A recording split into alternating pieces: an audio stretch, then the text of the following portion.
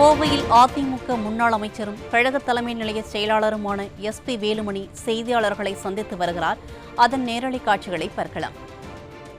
தொடர் போராட்டம் நடத்தி வருகிறார்கள். அதுல கோயம்புத்தூர்ல தொடர்ந்து போராடிட்டு இருக்காங்க. அது நம்முடைய சட்டமன்ற உறுப்பினர்கள், மாவட்ட செயலாளர் அம்மன்ராஜன், அதே போல அருண்குமார் ஜெயராமன், அதே போல பொல்லா ஜெயராமன், தாமோதரன், அதே போல கந்தசாமி உட்பட எல்லாருமே தொடர்ந்து எல்லாமே எங்களது மாவட்ட செயலாளர் சட்டமன்ற உறுப்பினர் வந்து பார்த்துட்டு இருந்தாங்க. இன்னைக்கு எல்லாருமே வந்து உங்களுக்கு ஆறுதல் சொல்ல வந்தோம். அது மட்டுமல்ல, வருகின்ற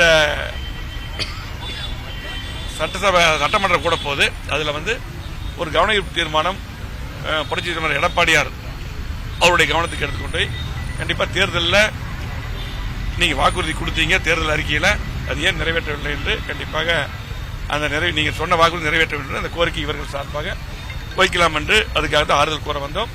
ஆகவே திமுக பொறுத்தளவுக்கு தேர்தலில் சொன்ன வாக்குறுதி தான் அவங்க கேட்கிறாங்க.